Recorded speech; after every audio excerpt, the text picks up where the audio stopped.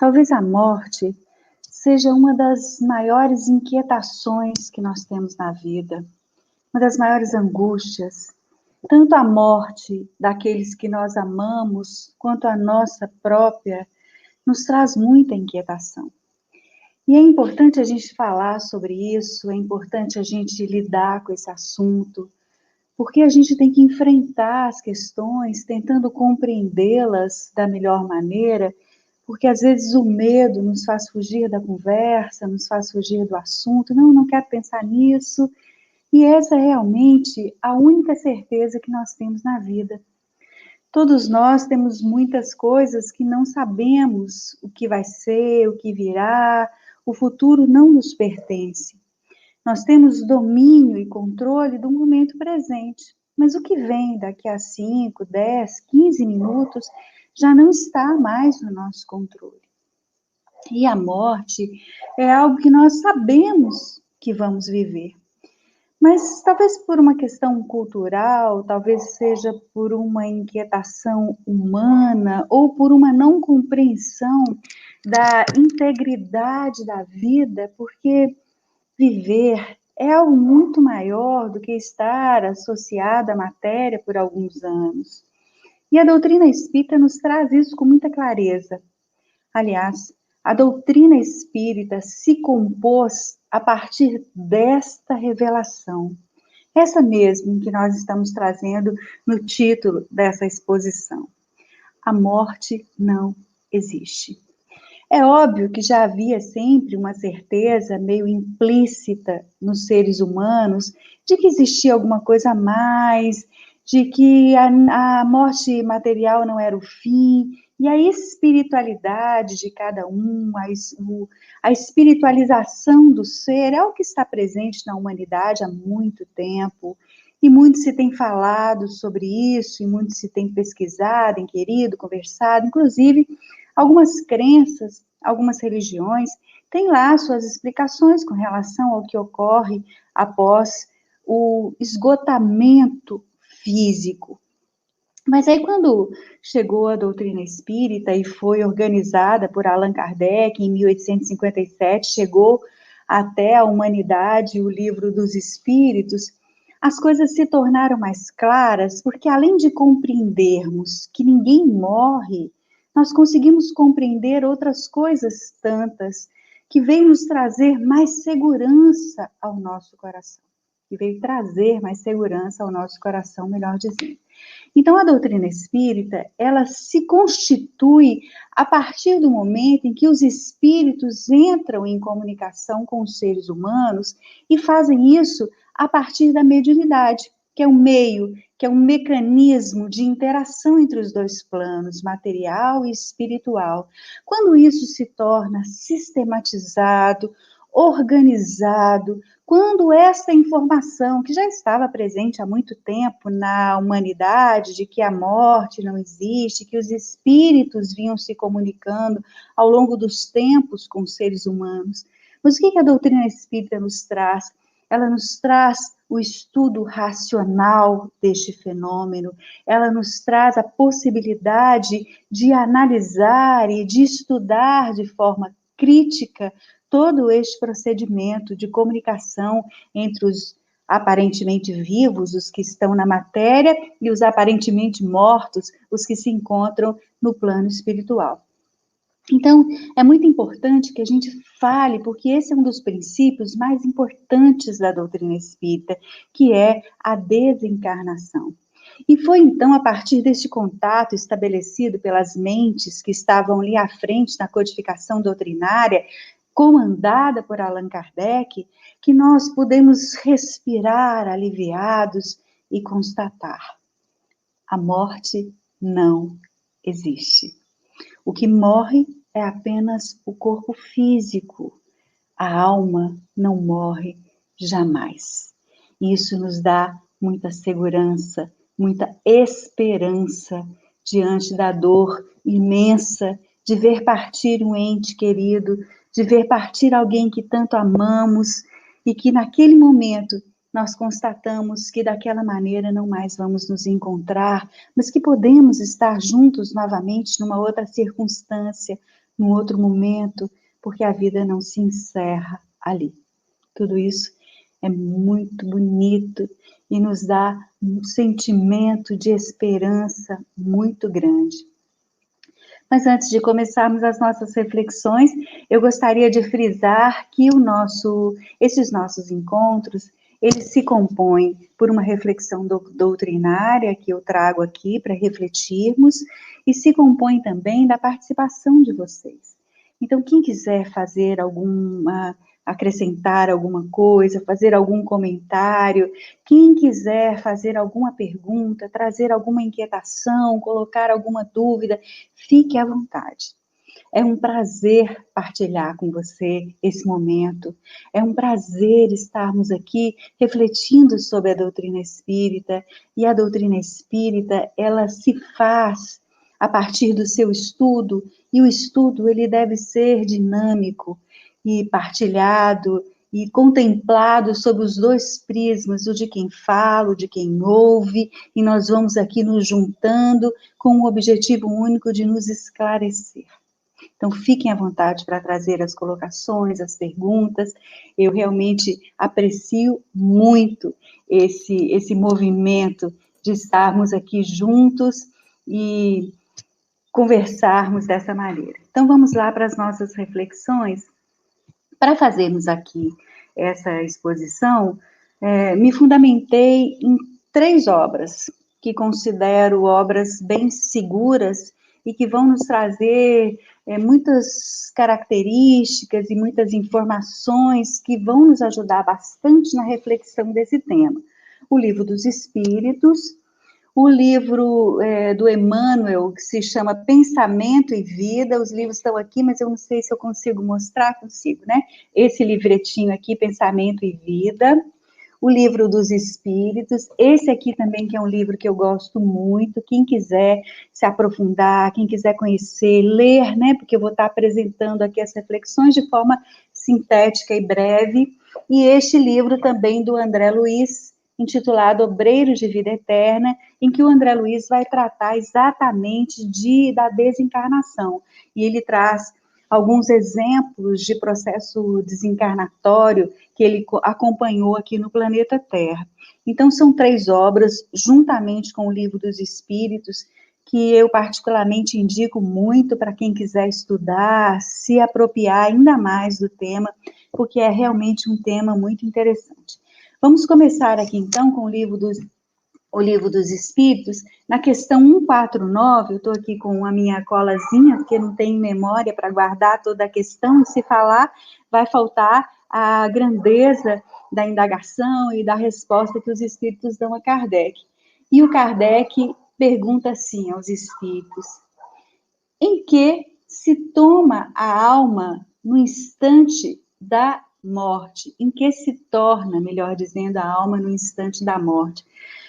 Veja, interessante observar uma coisa, ele não pergunta o que se torna a alma, ele pergunta em que. São detalhes importantes da gente observar, porque em que se torna a alma, né? O que acontece com ela, o que ela vive, qual o processo. Veja que lá em 1856, 57... 55, desde que Kardec esteve ali em contato, reunindo todas as mensagens para trazer a codificação, veja que a gente já vê a preocupação dele com esse assunto, que realmente esse é um assunto que interessa a todos nós e todos nos inquietamos com ele. Então ele pergunta, em que se torna a alma no instante da morte? E os espíritos respondem, volta a ser espírito, isso é, retorna ao mundo dos espíritos que havia deixado momentaneamente. Então, vamos primeiramente conversar sobre essa questão, porque ela nos traz alguns pontos importantes que a gente precisa se atentar. Em que se torna a alma no instante da morte? Então, estamos aqui, reencarnamos, este é um processo natural na caminhada evolutiva do espírito. Para avançar, a gente precisa reencarnar. O espírito ele pode até avançar na erraticidade, no plano espiritual, mas ele precisa da reencarnação para poder consolidar aprendizados que são adquiridos no plano espiritual. Então, quando o Kardec vem e traz aqui essa pergunta, os espíritos respondem: o que se torna, em que se torna a alma, né? Ele responde: volta a ser espírito, volta a ser espírito. O que a gente pode entender com essa questão? Que somos espíritos. E se nós encarnamos e nos tornamos pessoas, seres, corpo encarnado, estamos aqui vivendo essa experiência material, ela é temporária. Porque olha como ele complementa, ele volta a ser espírito, retorna ao mundo espiritual que havia deixado momentaneamente. Então, meus queridos e queridas, esse é o primeiro ponto que a gente precisa se atentar. Nós estamos aqui numa experiência no planeta Terra, reencarnados, e essa nossa experiência, ela é momentânea. Ela não é definitiva. Nós não estamos aqui para sempre. Por que não estamos aqui para sempre? Porque tudo que é matéria morre. A morte é um fenômeno biológico. Nós vamos encontrar ali no livro de Manuel Filomeno de Miranda, Temas da Vida e da Morte, um capítulo onde ele vai tratar desse assunto com muita propriedade. A morte é um fenômeno biológico. Tudo que é matéria, tudo que é material, morre. Então não poderíamos ficar aqui eternamente, pois para viver aqui, nós estamos necessitando da matéria para dar vida a este ser espiritual que necessita viver as experiências no campo material para aprender coisas que ainda não aprendeu. Porém, vamos passar aqui um tempo, e este tempo ele não é muito grande, ele não é muito extenso, porque se nós estivermos pensando numa média de vida muito grande, nós vamos pensar em 100 anos, uma estimativa de vida bem com bastante espaço para viver e que não é o comum a todos, né? Nós temos algumas pessoas que chegam, hoje em dia a ciência tem avançado muito e a gente tem conseguido retardar o instante da perda material, mas nós não vamos viver aqui, mesmo assim, o que acontece à medida que nós vamos vivendo aqui? A matéria, além de estar sujeita à morte, à degradação, ela também vai perdendo a sua força. Então, quando nós estamos encarnados, nós passamos aqui pela fase da juventude, da infância, vamos chegando na madureza, e aí, num determinado ponto, nós vamos sentindo que há um decréscimo físico. Por mais que a saúde esteja boa, por mais que a gente esteja bem ativo, e hoje nós somos realmente pessoas, homens e mulheres bem ativos, nós conseguimos chegar a uma média de idade com bastante atividade na nossa vida, e cabeça, a mente, o corpo funcionando muito bem. Mas o que acontece? Nós vamos perdendo algumas coisas, isso vai acontecendo naturalmente. Nós vamos perdendo um pouco da visão, porque vamos envelhecendo, e a estrutura visual, a estrutura da visão, melhor dizendo, ela vai entrando em decréscimo, ela vai dificultando o modo de enxergar, e aí nós vamos percebendo que o corpo está sentindo esse avanço dos anos e está perdendo algumas características suas. Então, esse é um processo super natural e a gente precisa primeiro entender-se como espírito. Esse é o primeiro passo para compreendermos a morte, para compreendermos que a morte não existe, para lidarmos de forma mais tranquila com essa experiência, que eu sei que é dolorosa. Não estou dizendo que não seja dolorosa, é muito dolorosa. Perder um ente querido é algo que nos tira do prumo, porque sofremos, porque não vamos ter mais aquela pessoa ao nosso lado, porque não temos mais a companhia física, material daquele que nós amamos. E o fato de sobreviver espiritualmente, e nós sabermos disso, Não tira essa dor. Não estamos dizendo que não é doloroso. Estamos dizendo que precisamos enfrentar esse fato, precisamos lidar com essa dor, olhar para ela, lidar com ela, acolhê-la em nosso campo íntimo, para que possamos superar e aprender o que necessitamos aprender. Nós temos aqui uma pergunta da Rosali, e a Rosali nos diz que o marido desencarnou em março, e como cuidei muito dele no período da enfermidade, ainda sinto uma inquietação e uma necessidade de ficar perto dele, zelando e cuidando. Perfeitamente natural a sua necessidade. Sabe por quê, Rosali? Porque a natureza não dá saltos. Porque nós estamos aqui vivendo experiências de aprendizado, e aprender leva tempo. Você passou cuidando dele. Eu imagino que tenha passado também um bom tempo casada com ele. E estava ali junto, construiu o lar, a família, toda uma estrutura. Não é porque ele desencarnou e que você percebe que não vai ter mais a presença dele ali, que você vai se desligar completamente, não vai sentir nada. É natural. A questão que nós precisamos ficar atentos é como estamos lidando com essa dor. Porque que a dor existe é perfeitamente natural. 32 anos de casada, menina, 32 anos é muito tempo, eu me atrapalho com esse cabelo aqui, não sei se vai para cá, se vai para lá, meu Deus, não sei mais. Pronto, deixa aí. Então, 32 anos é muito tempo, minha querida. Pense, uma vida, 32 anos. E de repente ele parte e você fica, depois de muitos cuidados, e a dor vem, e a necessidade de cuidar, e a saudade ainda está presente. Mas o que nós precisamos ficar atentos na experiência da morte? Vamos lá. Vamos primeiro compreender o que significa isso. Para a gente compreender o desencarne, a gente precisa compreender também o reencarne. Então, quando nós vamos reencarnar, há a união dos gametas masculino e feminino, a partir daí forma-se o embrião, e o espírito, ele se acopla a este embrião molécula a molécula.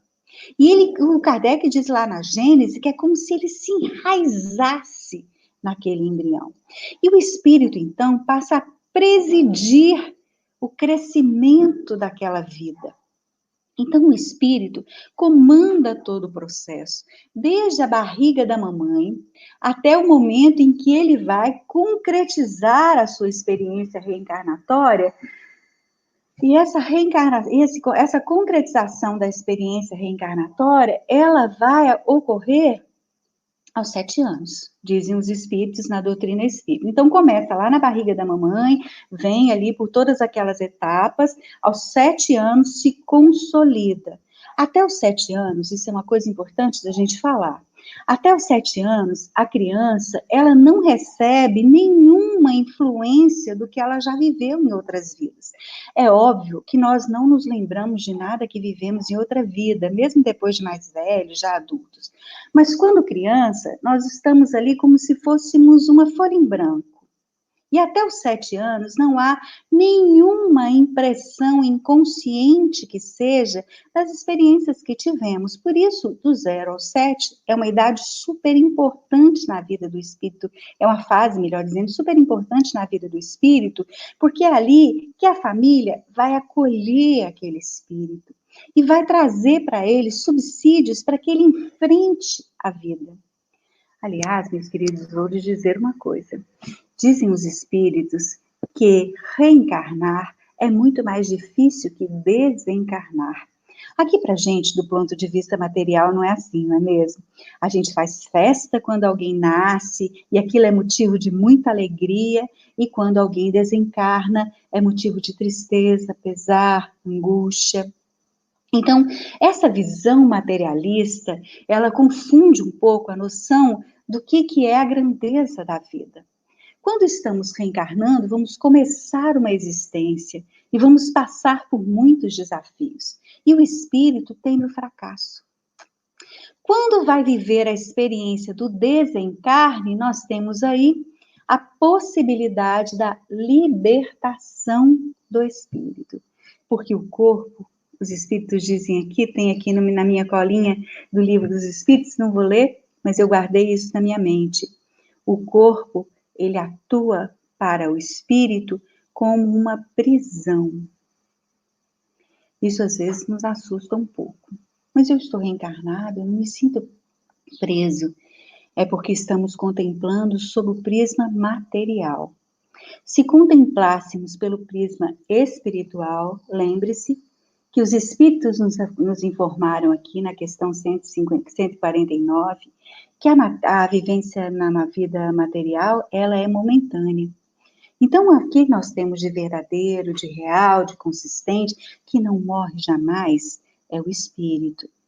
A vida material, ela é momentânea. Então, quando nós estamos aqui, o espírito vem, reencarna, passa por esse processo que eu estava falando para vocês, ele vai se enraizando naquele corpo, vai se ligando molécula a molécula a ele, aos 7 anos consolida a reencarnação e ele então se apropria de si. E começa que são importantes para o seu crescimento espiritual.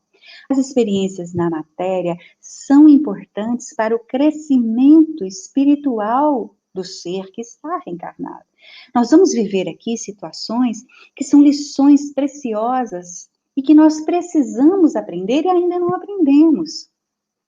Mas tudo isso com uma matéria, presos a uma matéria que nos limita, porque vejamos,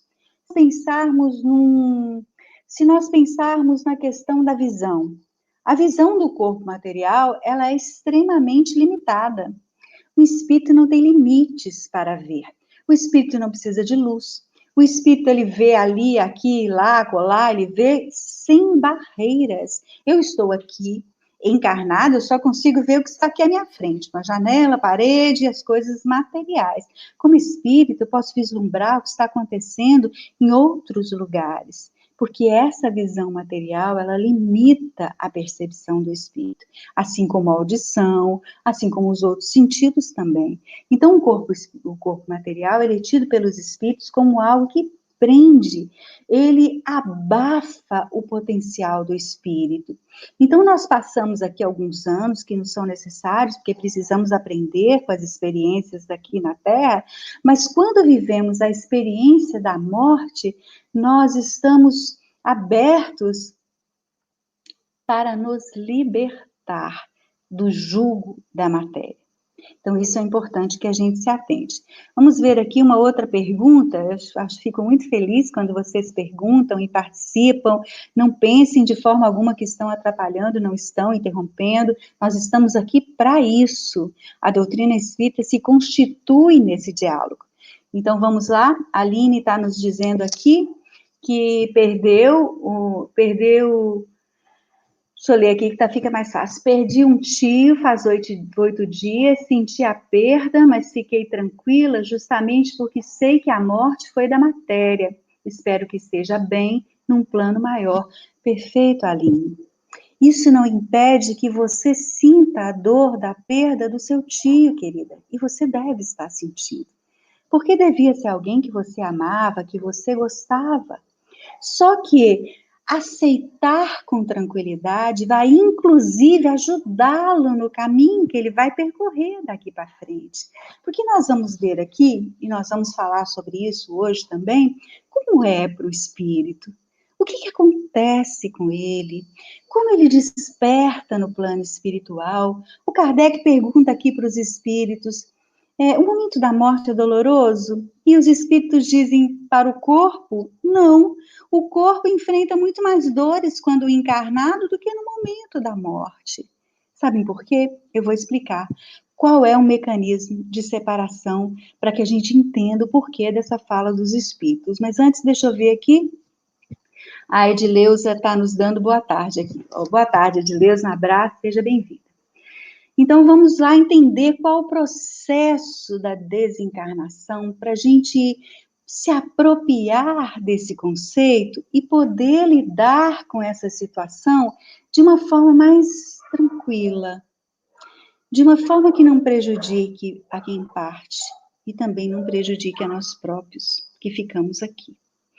Porque às vezes essa saudade, esse desespero, essa angústia que toma conta da nossa vida e do nosso coração, ela nos faz passar por enfermidades que nem sempre estavam programadas, mas que são frutos daquele estado de espírito muito depressivo que não conseguimos compreender a necessidade. Bom, então vamos lá. Já entendemos que somos espíritos, já entendemos que estamos temporariamente ligados, vinculados à matéria. Já compreendemos que o corpo limita, mas que é necessário, porque nós precisamos aqui adquirir aprendizados e experiências que são próprios da vida material. A gente avança, aprende no plano espiritual, na erraticidade, mas a nossa evolução, ela se concretiza, ela se consuma aqui no plano material. Então, como é isso? A gente, então, reencarna, se vincula molécula a molécula, então, no momento do desencarne, o processo vai ser inverso. E há um desligamento da matéria. E o espírito, então, vai sendo desligado dos pontos no qual ele já está, os pontos que já são determinados para essa ligação. Quando a gente vê aqui no livro do André Luiz, em Obreiros de Vida Eterna, a gente vai ver o André Luiz fazendo referência a 3 pontos: a cabeça, a região do tórax, aqui do coração, abrangendo toda essa região, e ali a parte dos membros inferiores. Então, são os 3 pontos de ligação que a gente vai estudar ali. E os espíritos, então, eles vêm no auxílio do processo do desencarne. A gente não, a gente está sempre amparado, e no momento do desencarne também. Então, o que acontece no momento do desencarne? Há um desligamento do espírito deste corpo. Esse desligamento, ele gera para o espírito um período de perturbação. O que seria essa perturbação? Seria como se fosse um sono, onde a gente está num sono muito pesado, sabe quando a gente dorme, aquele sono pesado, acorda, não sei se vocês já viveram essa experiência, eu já vivi, e não tem muita certeza de onde que está, onde que eu estou, onde que é aqui mesmo, a gente fica meio confuso. Esse é o estado do espírito após o desencarne. Então ele passa por esse período de perturbação. Todos, segundo as palavras dos espíritos, aqui no livro dos Espíritos para Kardec, Manuel Filomeno de Miranda, André Luiz, Emmanuel, todos os 3 são unânimes em afirmar: todos os espíritos passam pela experiência da perturbação após o seu desencarne. Essa perturbação, ela pode durar horas, dias, meses, semanas, anos. Meu Deus, Silvana, mas o que vai determinar isso? A maneira como eu vivo o momento presente. Eis aí um grande ponto para a gente refletir. Mas antes, deixa eu responder aqui a Marisa, que está aproveitando a pergunta da Aline e indagando: o que seria plano maior? Marisa, plano maior são as regiões, as esferas que habitam espíritos que estão mais preparados e num nível de evolução maior do que o nosso. Nós estamos aqui no planeta Terra, e os espíritos que estão encarnados no planeta Terra, com exceção daqueles que vêm aqui em missão, eles têm um determinado nível espiritual. É claro que vai variar, um mais, outro menos, mas é um determinado nível comum a todos. Nós estamos no planeta Terra, num mundo de provas e expiações. O plano maior é um mundo em que os espíritos já avançaram. E eles já avançaram a tal ponto que eles têm condição de voltar para nos ajudar. E eles nos auxiliam aqui. Eles nos ajudam em muitas circunstâncias, em muitas ocasiões, que às vezes nós nem nos damos conta de que eles estão ajudando, mas eles estão ali sempre conosco, nos ajudando. Tendo conhecimento de que a morte não existe, temos que deixar de ser materialista para não sofrer após a desencarnação. Perfeito, Hilda, é disso que nós vamos falar aqui agora. Eu não disse para vocês que... Aí tá o comentário da Hilda, muito bom, obrigada, Hilda, ajudou bastante. o comentário da Hilda vai nos ajudar a entender aqui o que nós vamos ver agora. Eu não disse para vocês que o estado de perturbação ele pode durar dias, vezes, horas, anos. Então, o que, que vai definir isso? A maneira como nós estamos vivendo aqui. Quanto mais apegados à matéria, mais do que apegados.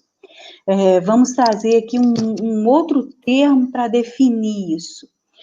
Quanto mais identificados com a matéria, mais dificuldade nós temos para lidar com a vida do espírito, a vida espiritual. Mas o que significa isso, Silvana? Vocês poderiam me perguntar aqui, podem, né? Se quiserem, fiquem à vontade.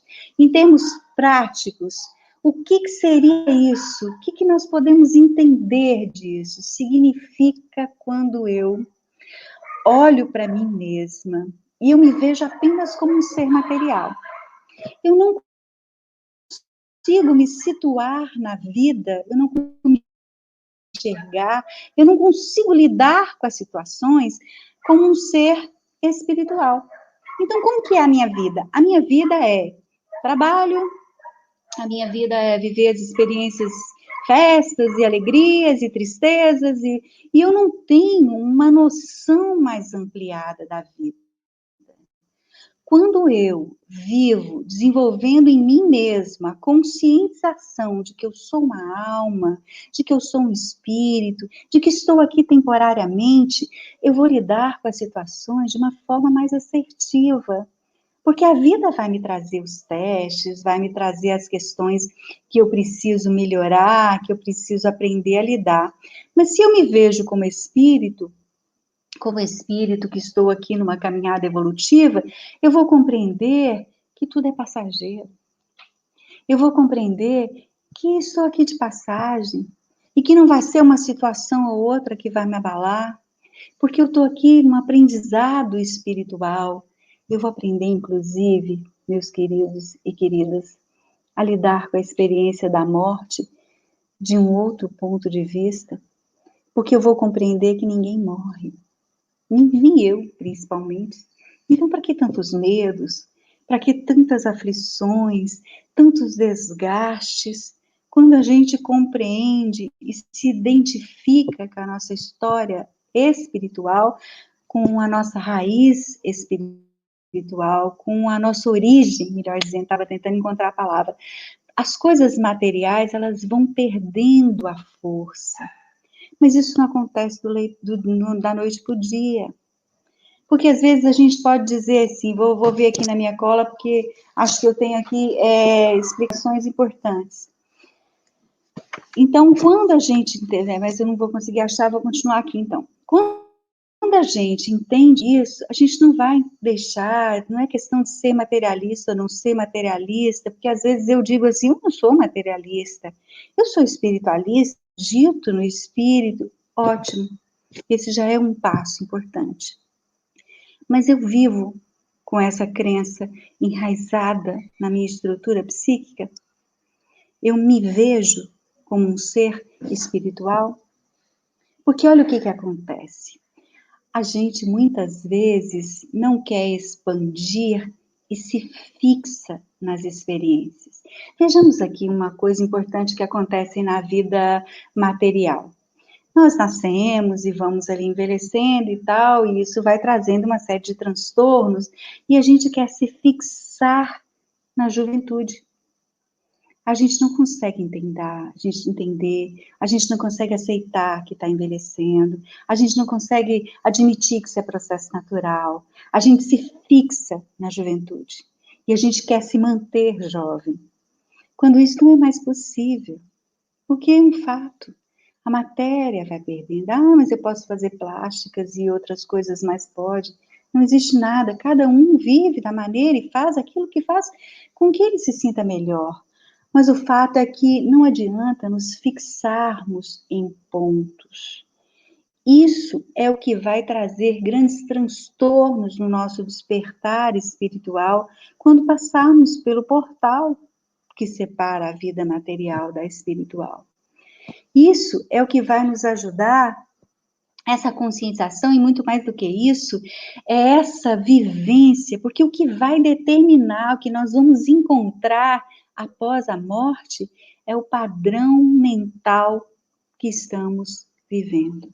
Então eu te pergunto, você, meu amigo, minha amiga, que está me ouvindo aí da sua casa, permita-me chamá-lo assim, meu amigo, minha amiga, mas pelo fato de estarmos aqui, me sinto bem próxima. Me responda. Você tem medo da morte? Quanto tempo da sua vida você se dedica a pensar que você é um espírito e que não vai morrer jamais? Me responda na sua intimidade, na intimidade do seu ser, e veja o que anda passando no seu campo mental, o que ocupa a sua casa mental, quais são os pensamentos, quais são os sentimentos. O pensamento, ele cria, ele é capaz de criar. Pensamento é matéria, formado por energias, e tem uma característica, plasticidade. E o pensamento é capaz de criar.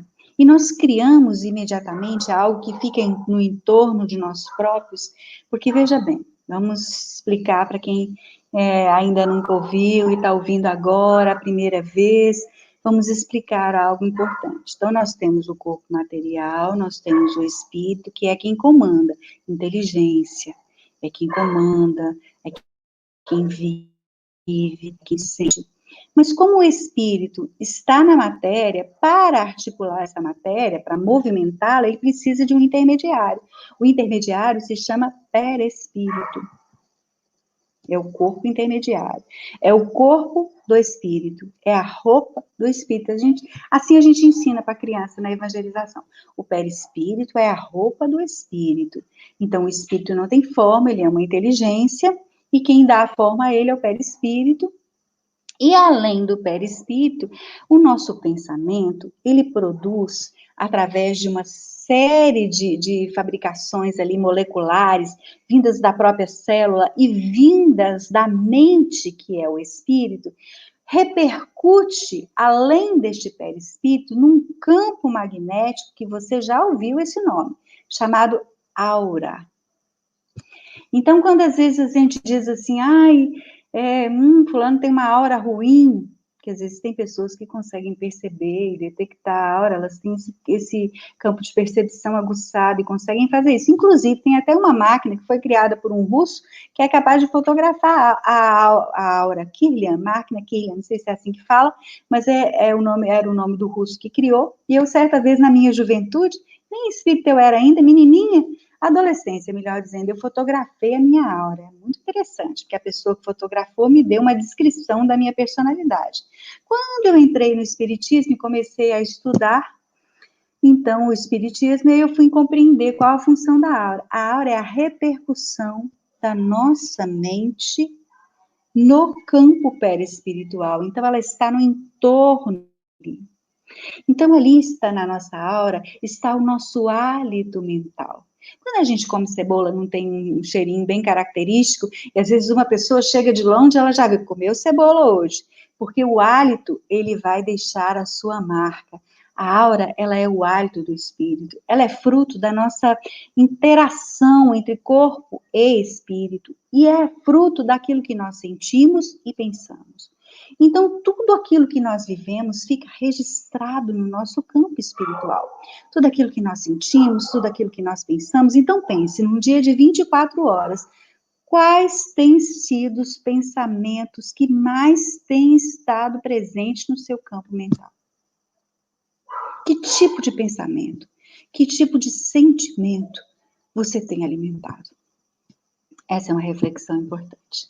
Vamos ver aqui que nós temos a Lula Light falando que está gostando da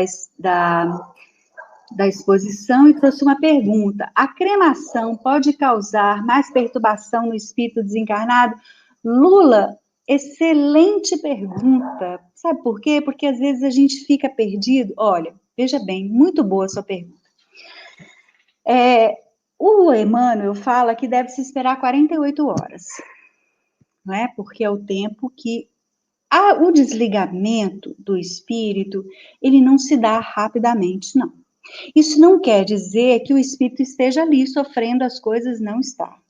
Acontece que o espírito entra nesse estado de perturbação, mas esse desligamento ele vai demorar um tempinho.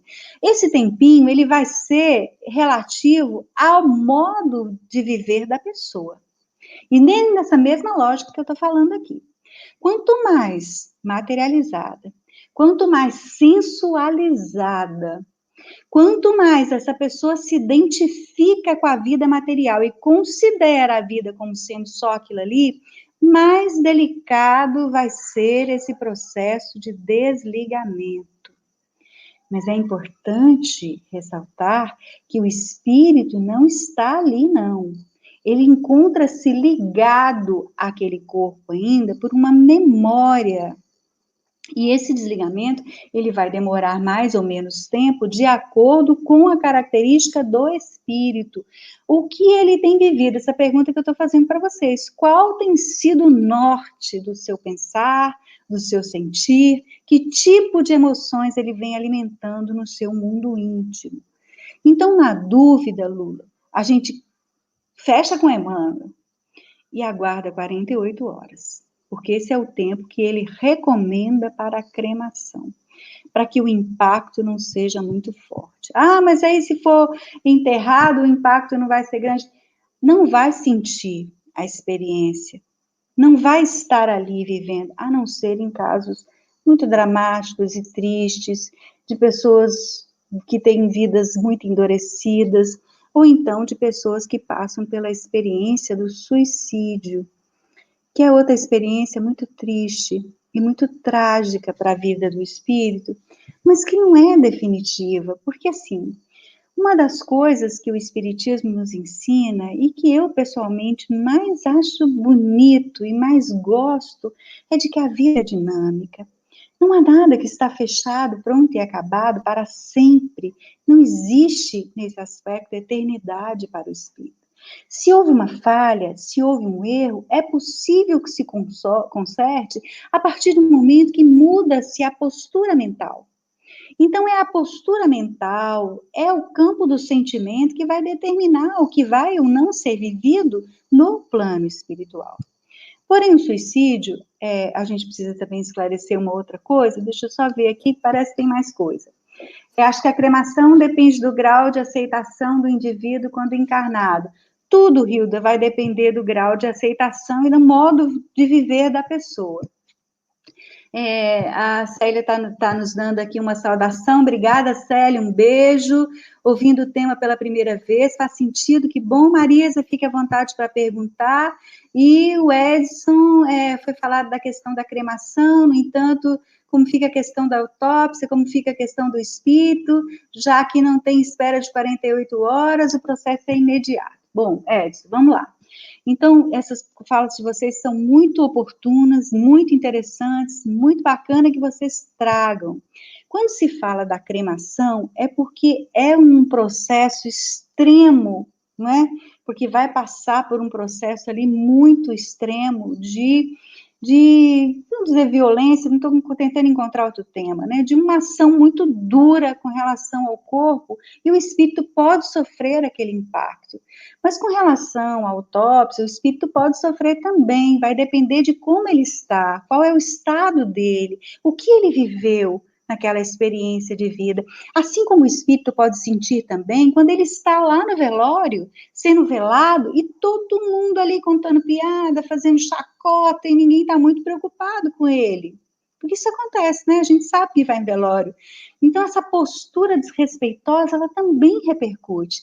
Quando a gente pega o livro do Obreiros, ele vai tratar de uma questão aqui do desencarne de um rapaz chamado Dimas, que, curiosamente, Dimas viveu na minha cidade, lá em Minas Gerais, Lavras, no sul de Minas. E ele vai tratar no livro do Dimas, do desencarne dele. Foi um médium muito querido na cidade.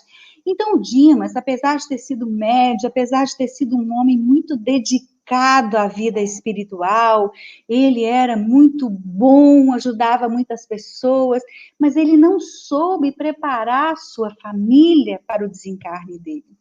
Então, quando o Dimas desencarnou, esse é o relato que está no livro Obreiros da Fraternidade, viu, gente? Não é coisa da minha cabeça, não. Está lá no livro, quem quiser pode ver que vai encontrar. Quando o Dimas desencarnou, ele estava ali no velório e os espíritos tiveram um trabalhão para lidar. Porque apesar do Dimas ter tido uma vida exemplar de doação, ele não preparou nem a si e nem os familiares para aquele momento. Então, o que aconteceu? Aconteceu que ele estava completamente atônito, ainda muito ligado, recebendo a repercussão das pessoas que estavam ali à sua volta, né? Não é do corpo, porque já tinha havido desligamento. Mas ele recebia todos os pensamentos, as conversas, e num determinado momento, chega no velório um outro espírito extremamente desequilibrado, que alguém começou a falar sobre ele porque tinha uma história passada com Dimas.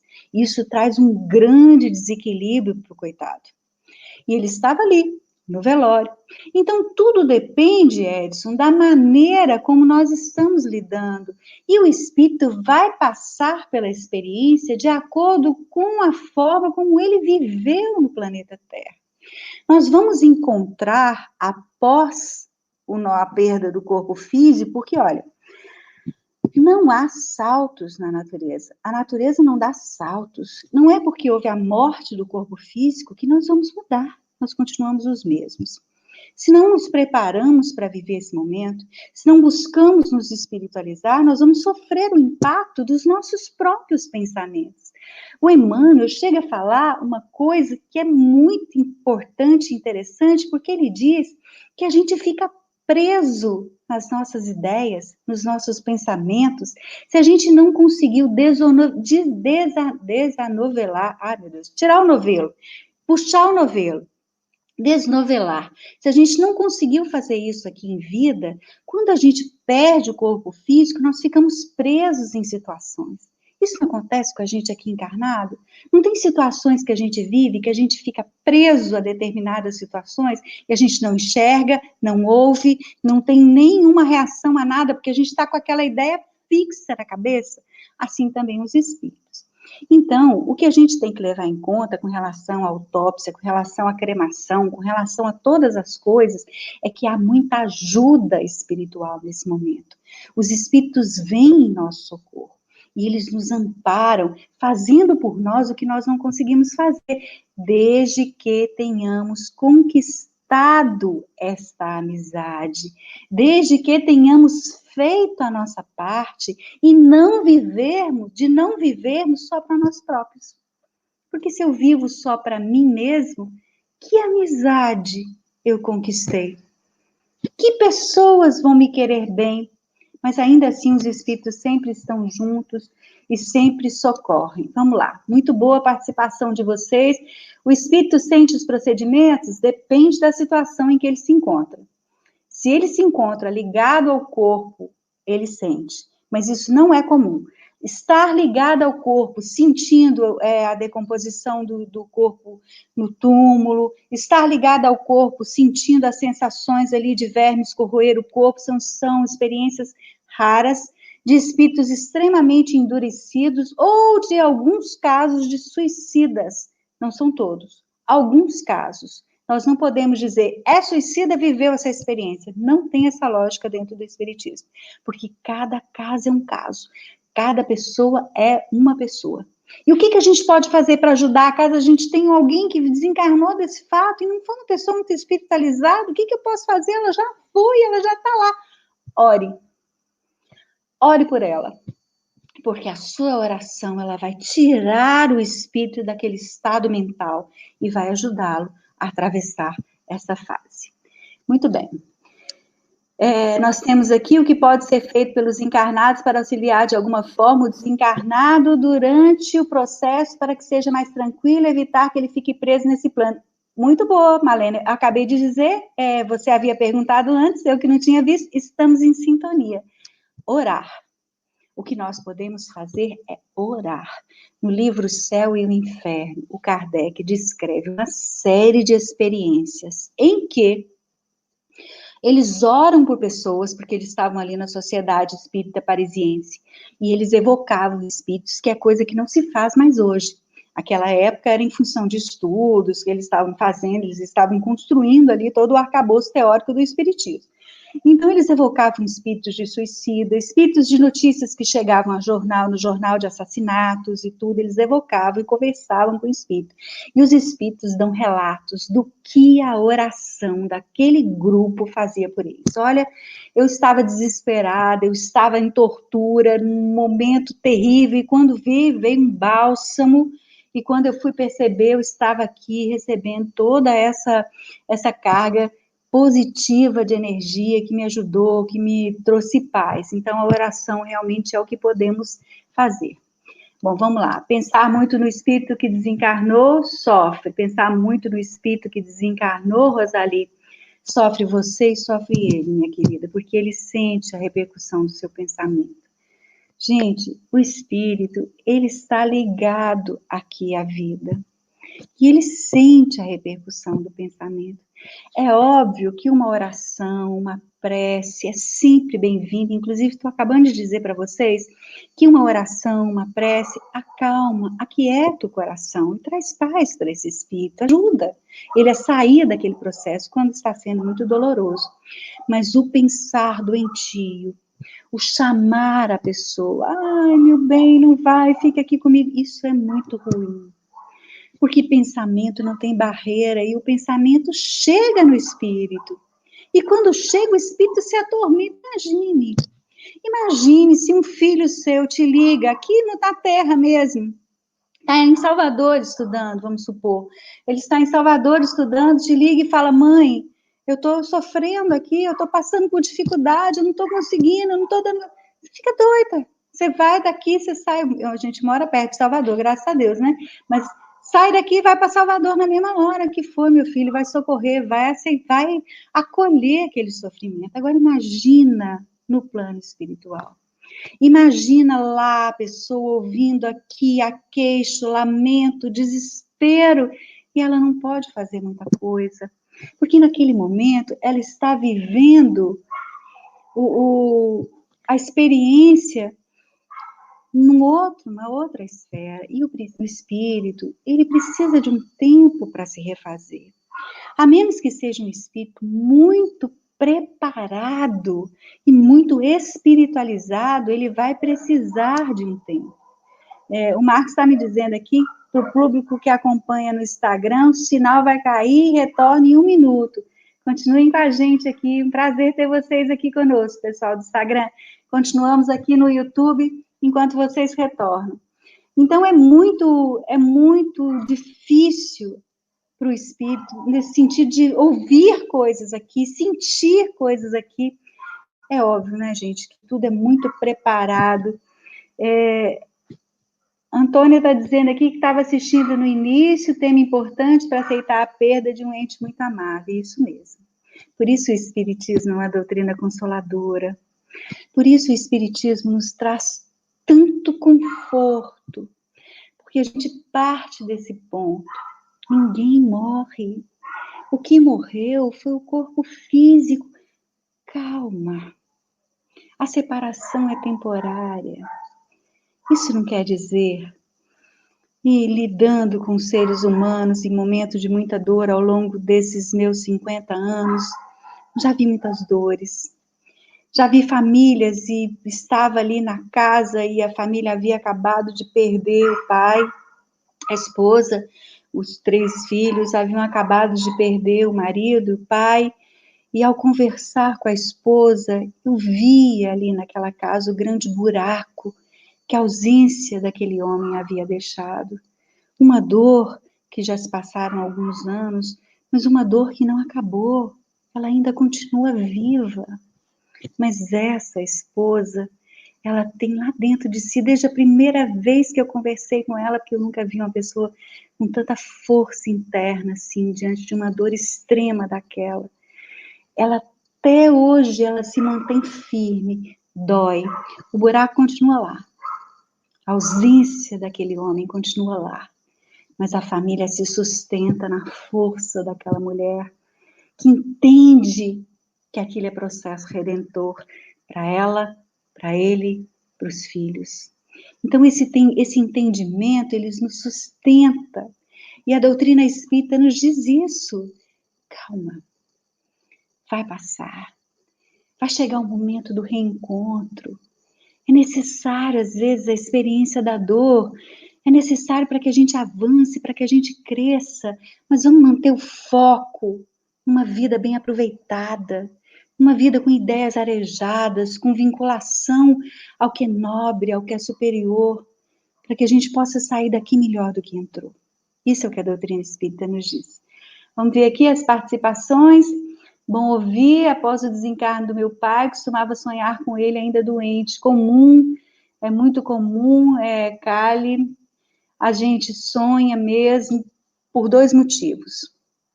Ou porque a gente pode estar se encontrando, porque durante o sono o espírito se afasta do corpo, né? E ele vai viver experiências no campo espiritual. Então, às vezes, pode haver reencontros e encontros entre encarnados e desencarnados.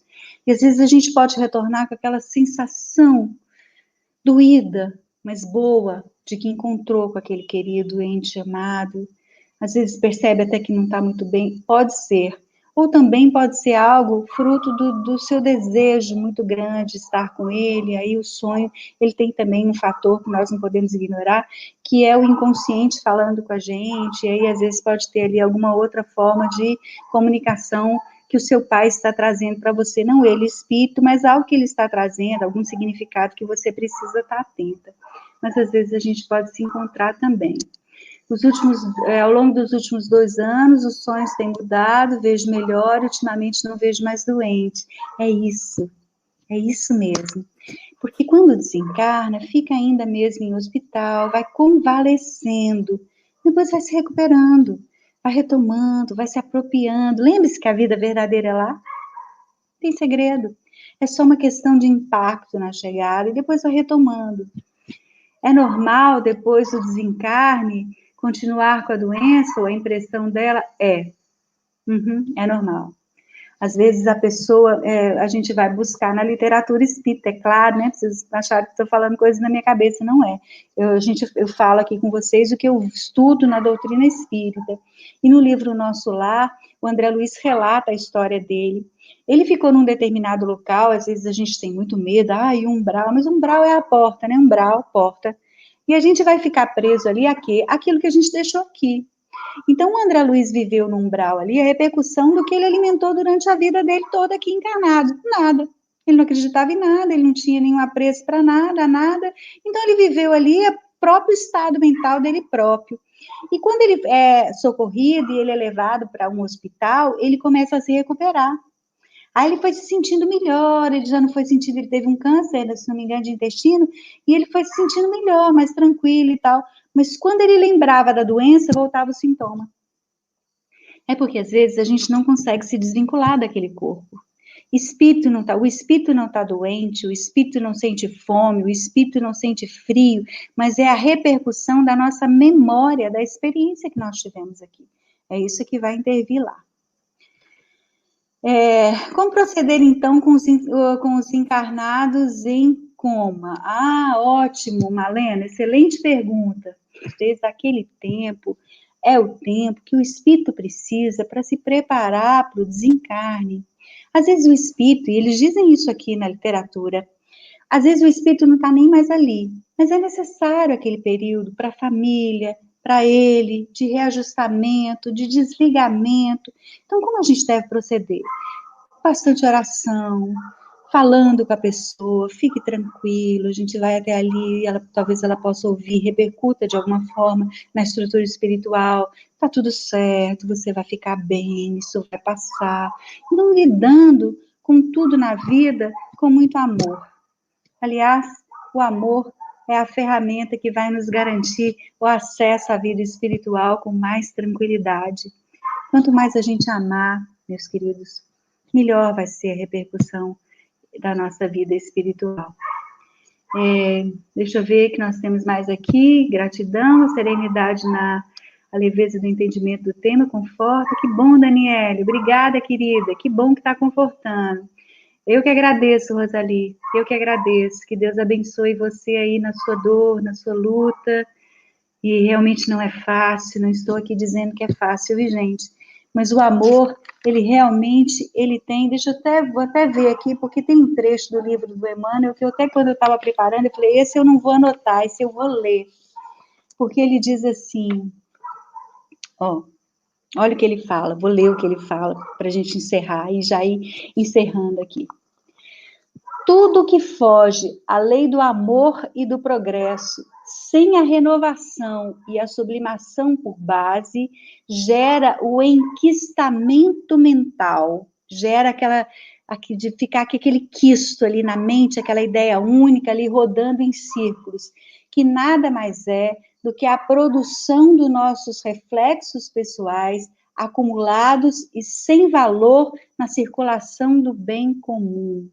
Então, veja bem, tudo que foge à lei do amor e do progresso faz com que a gente fique paralisado nas nossas próprias ideias e não há uma distribuição da energia que somos nós.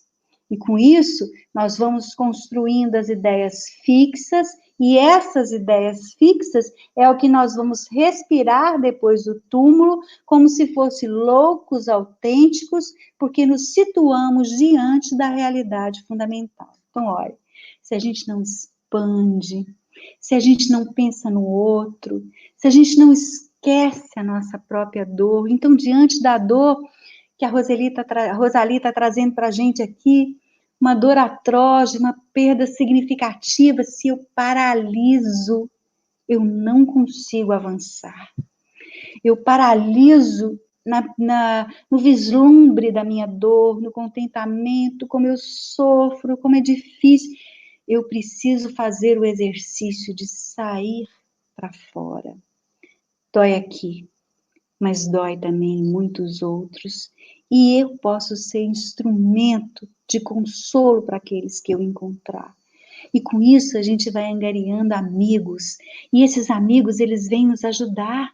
Porque os espíritos estão aí, à nossa volta, nos olhando. Paulo de Tarso dizia, nós temos isso lá na Bíblia, no Evangelho, nas cartas, ele dizia, estamos cercados por uma nuvem de testemunhas, e eles estão aí nos observando, e eles veem que quando a gente faz alguma coisa benéfica para o outro, e às vezes esse outro é alguém querido dele, então nós nos tornamos queridos por eles também, e eles vêm nos ajudar, e eles vêm em nosso socorro.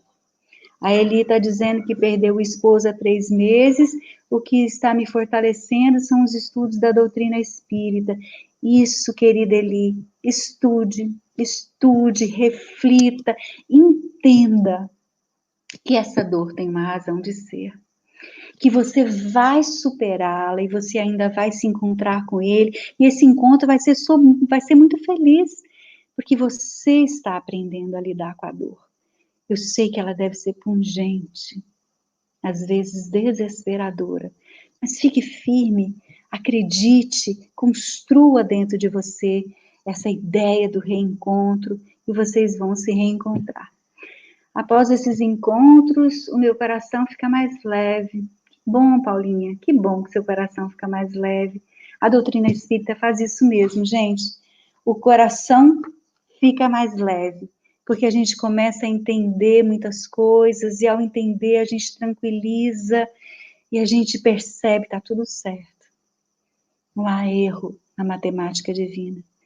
Vamos finalizar aqui então com o finalzinho do livro do Emmanuel, em que ele diz, é por essa razão que morrer significa penetrar mais profundamente no mundo de nós mesmos, consumindo longo tempo em despir a túnica dos nossos reflexos menos felizes, transformados em região alucinatória, decorrente da nossa ideia única na sombra, quando ficamos pensando em coisas ruins, em coisas que nos puxam para baixo, em coisas que nos fazem pessoas piores. Ou então, A morte, ela pode nos transferir de plano, melhorando o clima dos nossos reflexos ajustados ao bem, avançando em degraus consequentes para novos horizontes de ascensão e luz. Essa escolha vai depender de nós. Esta escolha está nas nossas mãos, não está nas mãos de ninguém, está nas nossas. É escolher como vamos lidar com a dor.